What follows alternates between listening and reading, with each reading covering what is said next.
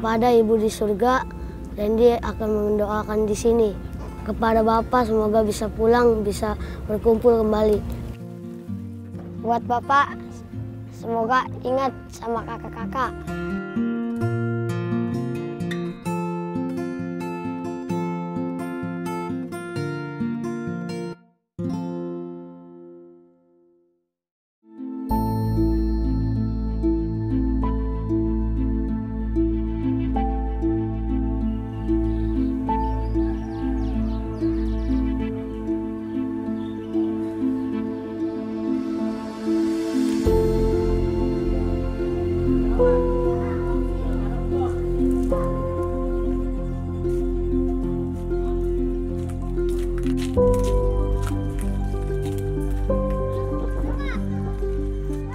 Ditakdirkan menjadi anak kecil yang hidup tanpa orang tua bukanlah hal yang mudah.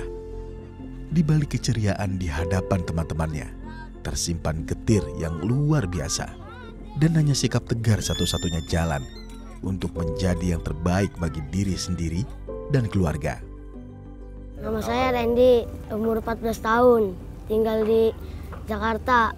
Saya tinggal sama nenek.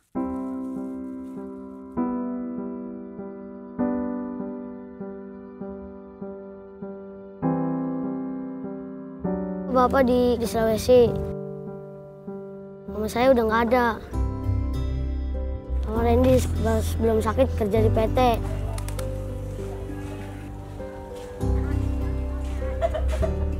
Suka saya kalau inget. Main kadang di rumah juga, inget-inget mama, nangis kadang. Saya nangis.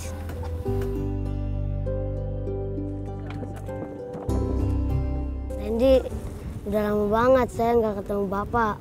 Ada rasa kangennya.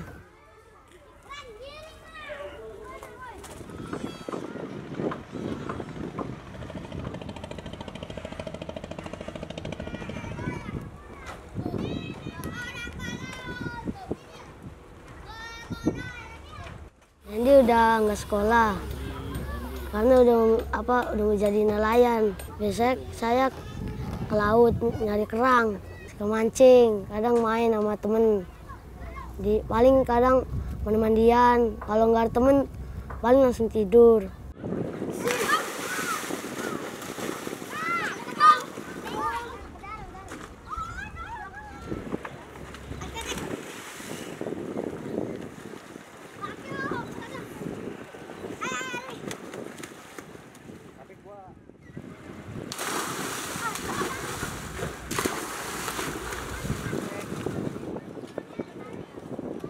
Di pesisir itu, kalau yang saya lihat secara pribadi, tidak menutup mata bahwa banyak anak-anak nelayan yang putus sekolah.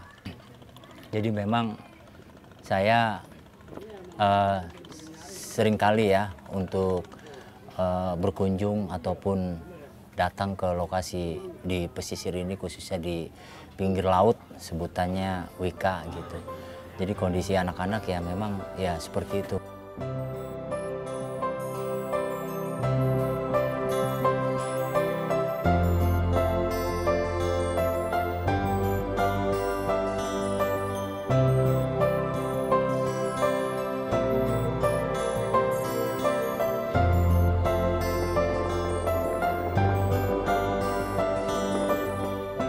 Di bawah matahari yang sangat terik, keringat mengucur begitu deras. Seringkali Irawan duduk sendiri di tepian untuk sekedar mengingat bahwa dulu dia dan ibunya sering di situ.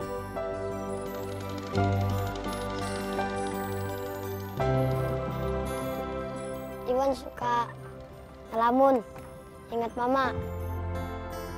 Iwan suka nangis karena ingetin mama. Tapi mama sudah gak ada. Saya kangen sama mama, apalagi lebaran kayak gini. Sedih. Sedihnya kenapa? Ditinggalin mama.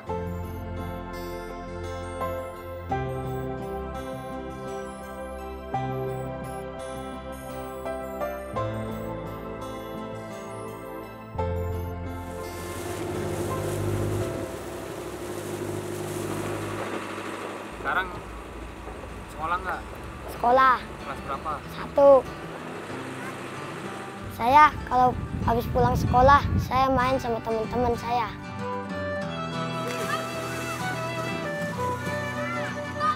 Saya di sini suka berenang, suka nyari ikan juga sama Randy. Saya cita-cita jadi nelayan karena saya orang Bone. Orang Bone itu kebanyakan jadi pelaut.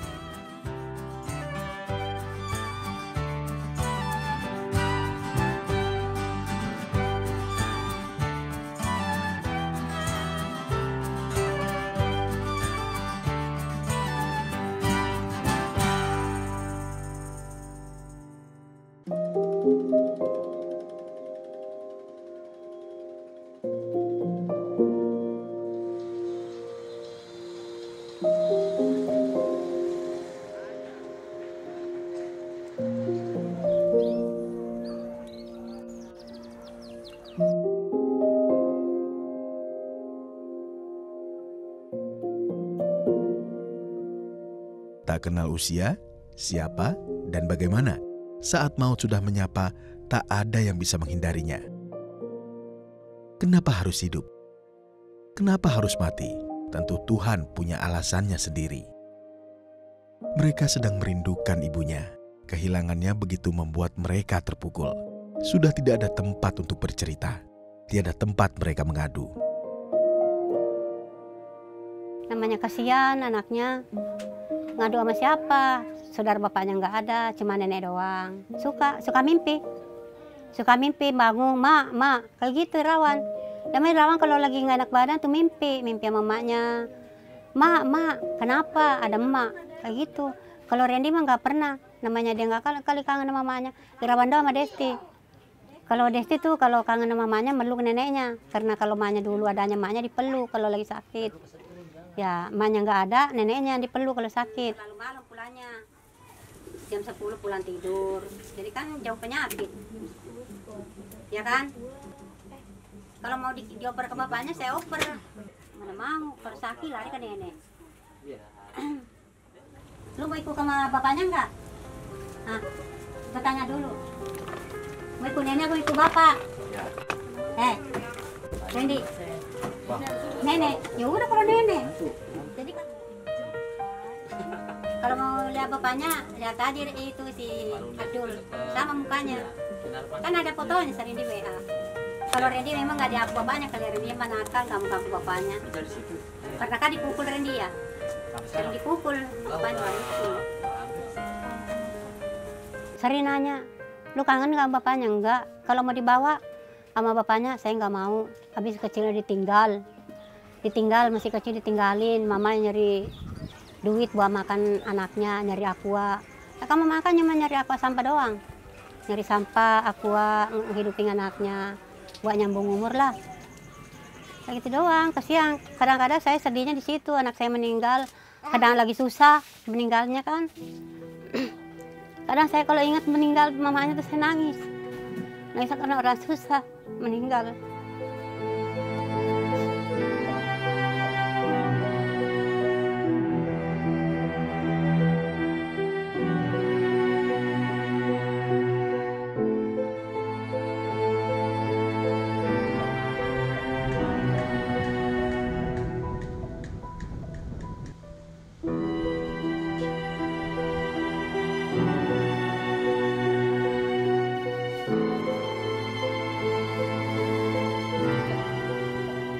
Sini pada kembali mamanya sini, doain. Iya. Pada doain mamanya. Sini nang. Pelan-pelan 3 kali. Kini hanya seuntai doa yang mereka mampu rangkai untuk ibunya. Ketika mereka menangis kehilangan, apakah ibunya tersenyum di sana? Atau justru mungkin sedang bersedih? Jika tangis itu membuatnya bersedih di sana, maka izinkan anak-anak itu untuk berusaha mengubahnya menjadi ketegaran. Dari kepala ke bawah. Karena mereka tentu ingin membuat ibunya tersenyum selamanya, meski terpisah jarak, ruang, dan waktu.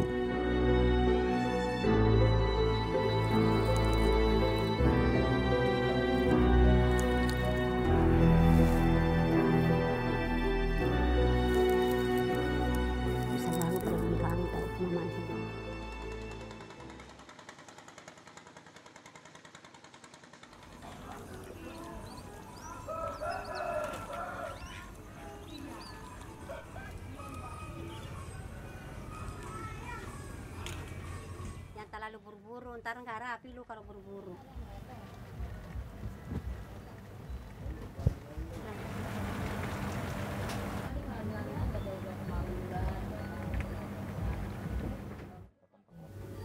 Desti, harus kamu rajin Desti, kerja kayak gituan namanya kamu nggak ada mamanya, udah meninggal.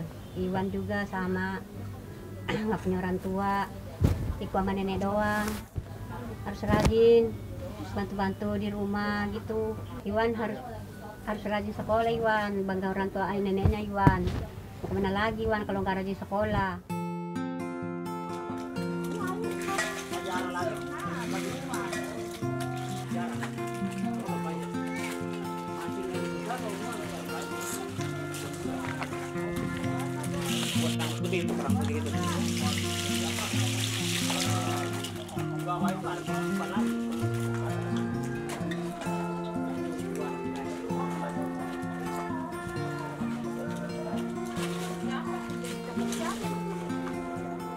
Ya, pada dasarnya kehidupan di pesisir ini keras ya. Jadi tergantung bagaimana kitanya ya. Kita punya inisiatif dan kita punya cara bagaimana kita bisa bertahan hidup gitu. Jadi banyaklah yang saya jumpai anak-anak murid saya, khususnya si Randy, Desti, dan juga Irawan. Mereka sangat tegar ya untuk menghadapi kehidupan yang mereka jalanin seperti itu.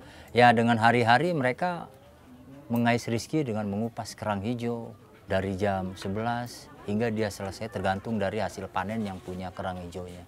Kadang satu hari itu dia bisa dapat 8 kilo ataupun 6 kilo, paling banyak itu 10 kilo. Itu kalau lagi rame. Dari dia ngupas kerang hijau itu hitungannya 1 kilonya 3.500.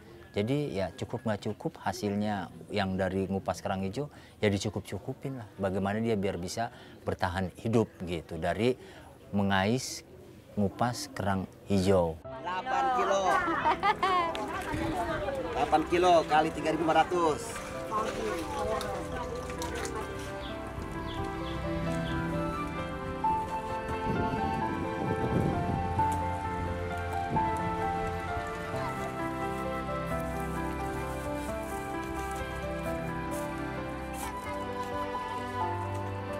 Saya suka nyari duit sendiri juga buat nyari ikan, buat ngasih nenek juga. Ngasih uang juga buat uang makan. Jadi saya nyari ikan yang udah jatuh dipungutin, kumpulin satu-satu. Jadi banyak. Kalau udah seplastik baru taruh rumah. Saya kalau nyari ikan, kalau paling besar dapat 100.000, paling kecil dapat 60.000, dan itu pun jarang-jarang. Di sini kan banyak nih di pesisir nih hasil-hasil olahan UMKM seperti ikan asin gitu ya. Tergantung dari panennya, kalau lagi banyak teri, terus ikan bulu ayam sebutannya di sini, terus ada juga ikan asin cekong gitu kan. Nah, si Irawan sama si Randy nih sama kawan-kawan, kadang mereka konvoy jalan rame-rame nyari deh ikan asin. Nah, itu pun dia juga sangat mulia ya, tidak mengambil ikan asin yang lagi dijemur, tapi ikan asin yang jatuh-jatuh itu mereka kumpulin dari ikan asin pertama, kedua, dan selanjutnya ke lokasi lain lagi dikumpulin dalam 1 hari, 2 hari. Mereka alhamdulillah terkumpul lah, sehingga dibawa ke rumah, dikasihlah ke neneknya untuk bisa diganti dengan jumlah rupiah gitu, dijual lah gitu. Alhamdulillah Randy dan si Irawan itu kadang dapat dari mengais rezeki ikan asin itu lumayan lah gitu untuk bisa bertahan hidup. Jadi biasanya memang kalau yang jatuh itu tidak layak untuk dijual ya gitu. Cuma karena dia punya inisiatif dari pemikirannya Irawan dan Randy, bagaimana dia bisa mendapatkan uang dengan cara ya dia seperti itu, tapi bagus juga sih, mulia ya, karena tidak ngambil gitu. Jatuh, bahkan yang punyanya pun ngelihat ya nggak apa-apa gitu, malah justru dikasih.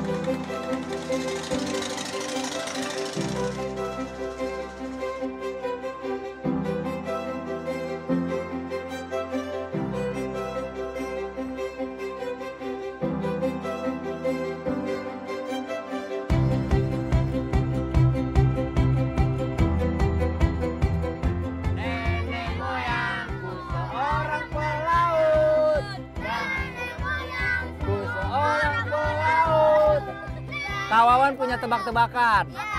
Ah, Presiden Indonesia yang sekarang siapa? Yang keras siapa? Jokowi. Wakil Presiden Indonesia yang sekarang siapa? Hah? Bukan. Iya, Pak Amin Ma'ruf. Siapa yang bisa nyanyi Allahul Kafi? Ayo Rohid, ayo. Nanti dikasih es pisang. Ya, ayo mulai. Kapi Robuna, kapi kosodana, kapi wajadana, kapi kulit, kapi katana, kapi wat. Tepuk semangat. Mendidik anak-anak tentu tidak mudah, apalagi anak-anak di pesisir utara Jakarta. Tapi sebagai anak pesisir yang pernah merasakan masa-masa kecil, Satriawan tahu betul rasanya jadi mereka. Maka dari itu, seperti beban moral tersendiri baginya ketika tidak hadir di tengah-tengah mereka.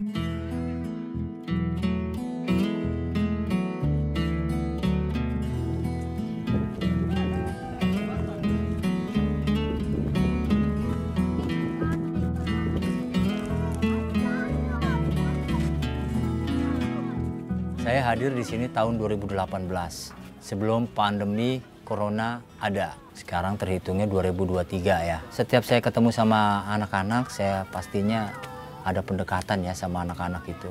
Jadi saya tanya pelan-pelan, kadang-kadang saya ajak dulu happy-happy mandi-mandian. Nah disitulah baru kenapa nggak sekolah.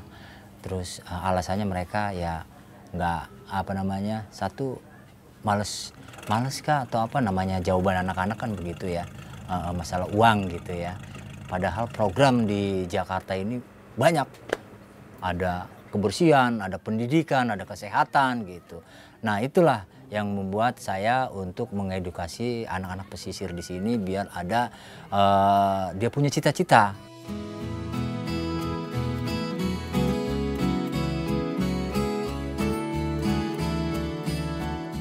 Saya sebagai anak pesisir yang melihat kondisi seperti ini, tergugah hati saya sehingga saya pribadi membuat satu kegiatan yang mana kegiatan ini buat anak-anak pesisir yang mau merespon ataupun mempunyai kegiatan seperti membaca, menulis, bahkan juga menggambar gitu. Satriawan sadar, bagaimanapun ia tidak akan pernah bisa menggantikan sosok orang tua anak-anak ini.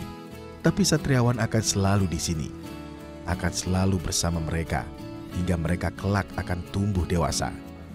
Tumbuh menjadi orang-orang yang kuat, untuk melewati hari-harinya yang getir tanpa kehadiran sosok orang tua. Kita udah sampai nih. Siapa yang mau cita-citanya jadi nelayan? Ini bagang apa namanya? Bagang tancap kerang hijau. Udah ada yang pernah kesini belum? Belum. Bisa nyelam dong? Bisa. Widih. Jago emang berenang? Jago. Widih. Nah, di sebelah sana udah ada kerangnya no, yang udah dipanen. Oh no, kelihatan no. Gimana? Randy, udah siap belum jadi nelayan nanti kalau udah gede? Siap? Yakin? Oh. Emang nggak takut sama kepiting nanti kalau berenang dicapit?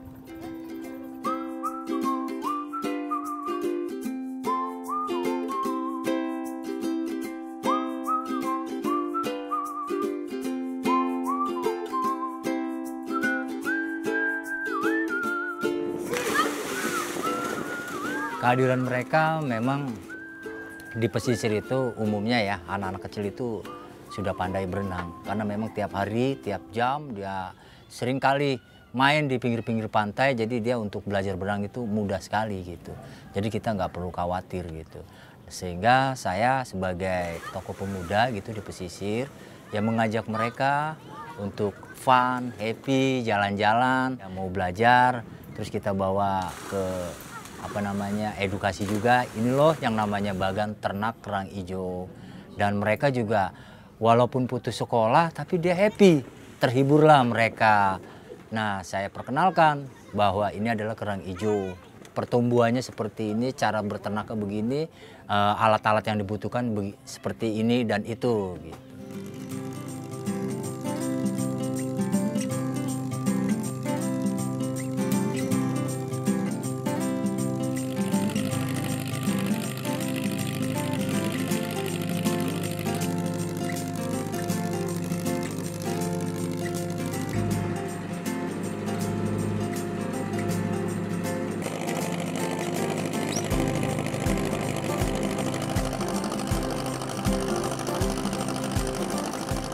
Harapannya saya untuk anak-anak pesisir harus punya pendidikan, ilmu, yang penting lagi itu adab.